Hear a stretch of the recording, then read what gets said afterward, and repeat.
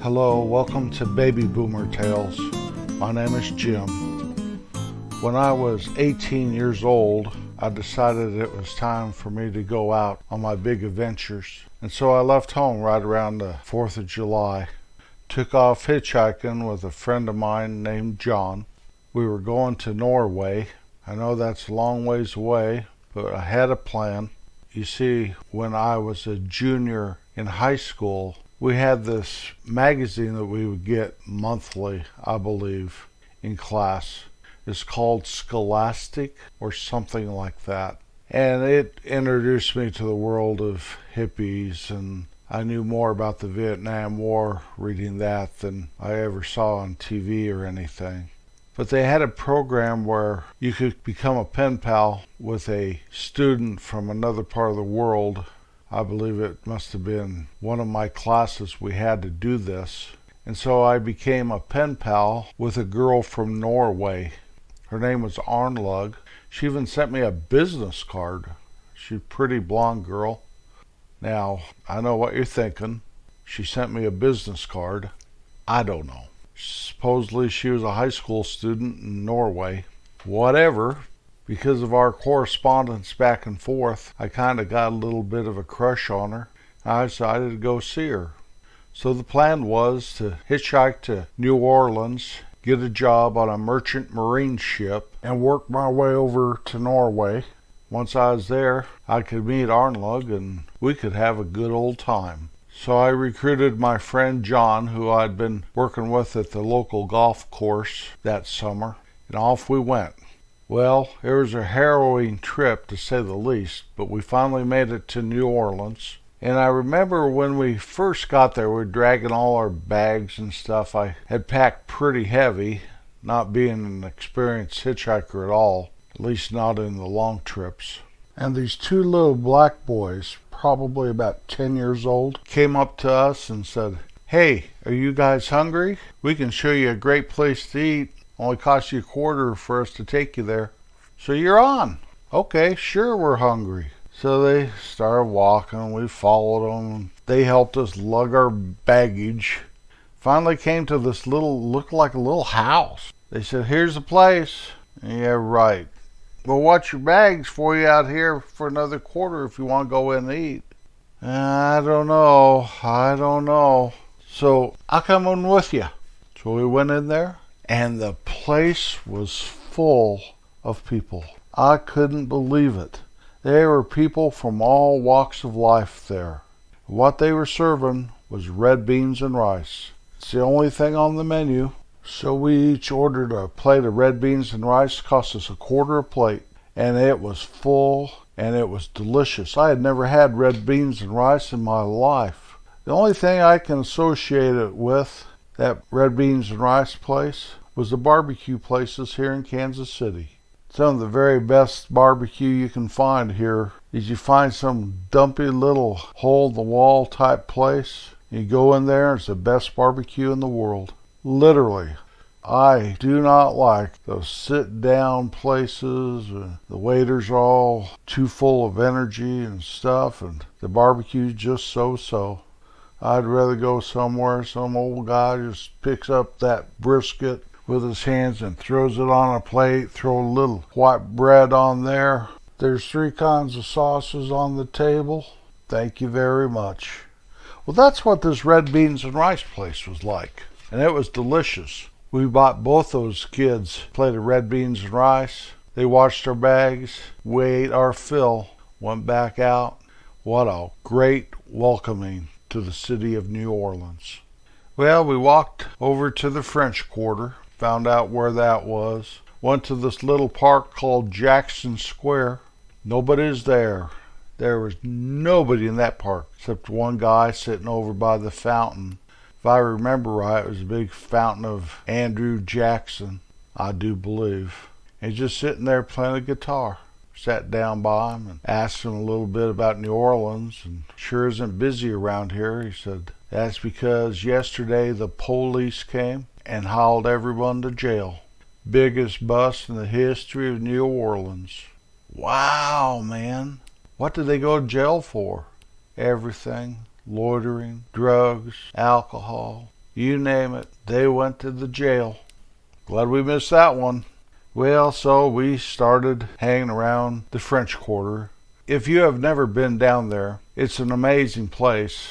Back in the late 60s, there were a lot of strip joints up and down Bourbon Street.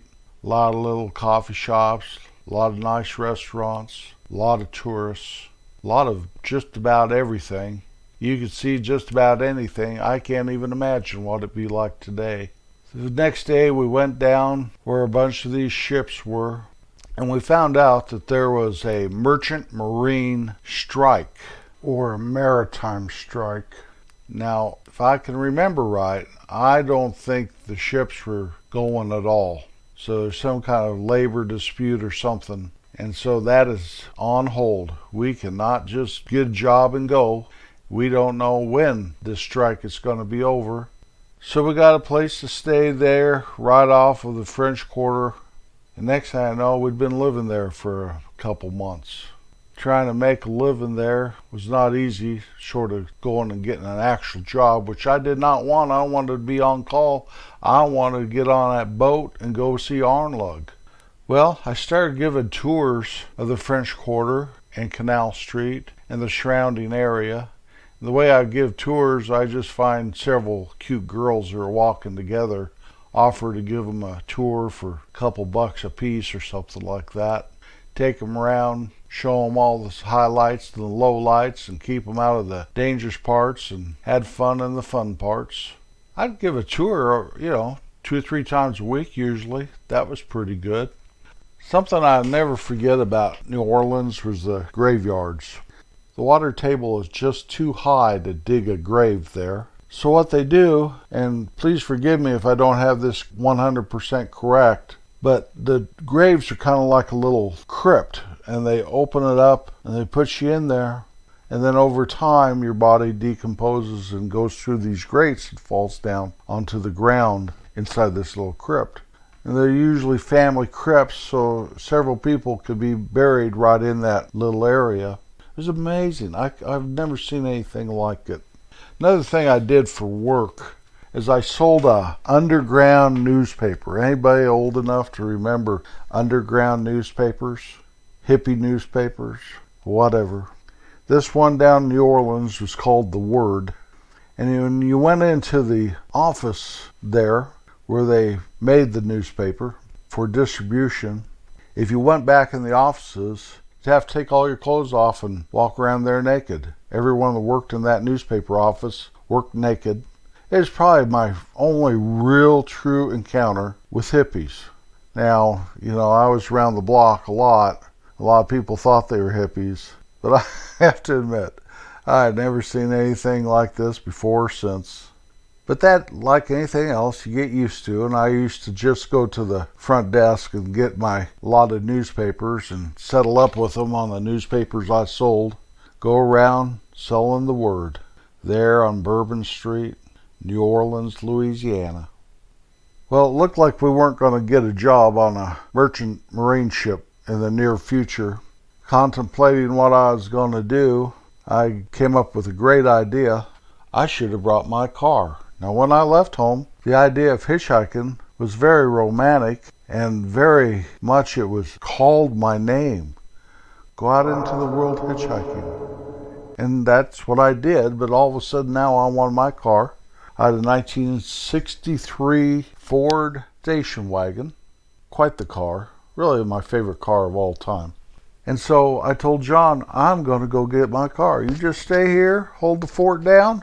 I'll be back. And I took off hitchhiking back towards Colorado. The country outside of New Orleans is fascinating. Swampland, and you drive on elevated bridges and roads a lot. Well, I got back to my hometown in record time, really, and my parents would not let me take my car. My dad explained to me that I would lose it or crash it or not take care of it or something, which I was all capable of, everything he mentioned. So what am I going to do now? Well, I got to go back. So I took off hitchhiking. I got down to San Antonio, Texas, and they were having the Hemisphere there back in, I believe it was 1968. I remember walking by the Hemisphere and Just looked like a big state fair or something to me. But then I was walking right close to the Alamo, and these guys picked me up. I was kind of hitchhiking. They said, "Where are you going?" I told them New Orleans. They said, "We're going that way." So I got in. They stopped in Port Arthur, Texas, where several of them lived. They were surfers from Port Arthur, Texas. I know that's hard to get your head around, but they were coming from the West Coast going to the East Coast, since their hometown for a couple of these guys, Port Arthur. We stayed there a couple days, then we went on to New Orleans. Once I got to New Orleans, I could not find John. John had gone, or at least he wasn't living where I thought he lived. No one had seen him. So as I was looking for John, went back to the car where these 4 guys were, and one of them had been arrested. What? Cop had stopped him, asked him something. He smarted off, got himself searched. He had a pocket knife on him, and they threw him in jail because of his pocket knife. So I went down to the police station there, and he was getting ready to go to court at night. This was the middle of the night. It had to be 10, 11 o'clock at night. He went to court, and he had to pay $5 fine, and they confiscated the knife. And so let's get in the car, and we headed out. And we got the heck out of New Orleans. I've only been there one time since then, looking for somebody else, which I never found.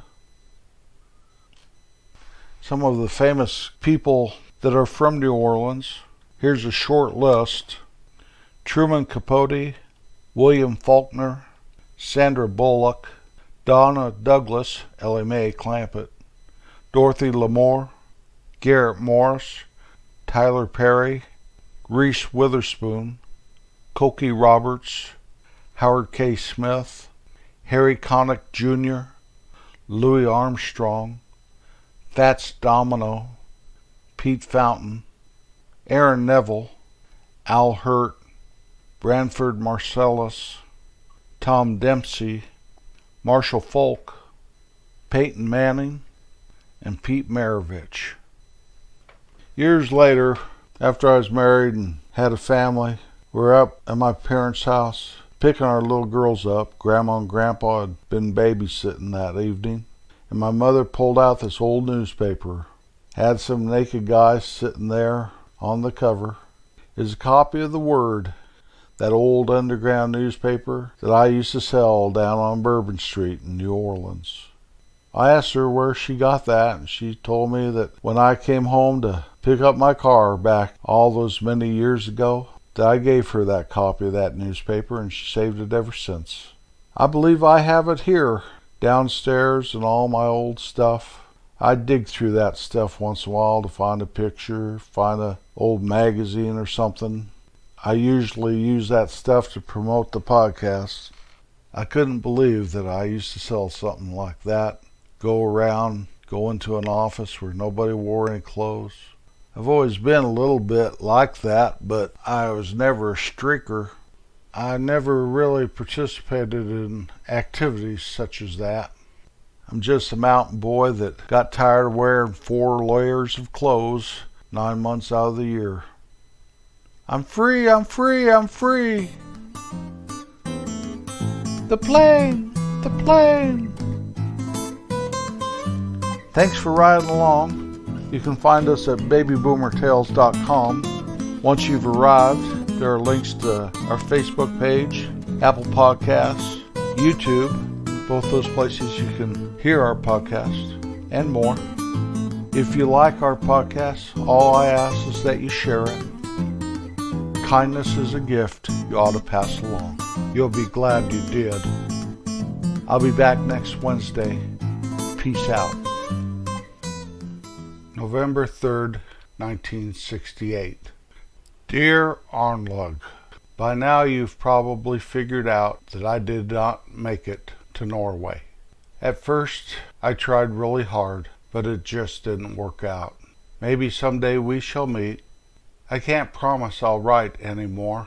After all, I'm out of high school, and I'm very busy. And our friendship was special to me, and I will never forget you. Your pen pal friend, Jim.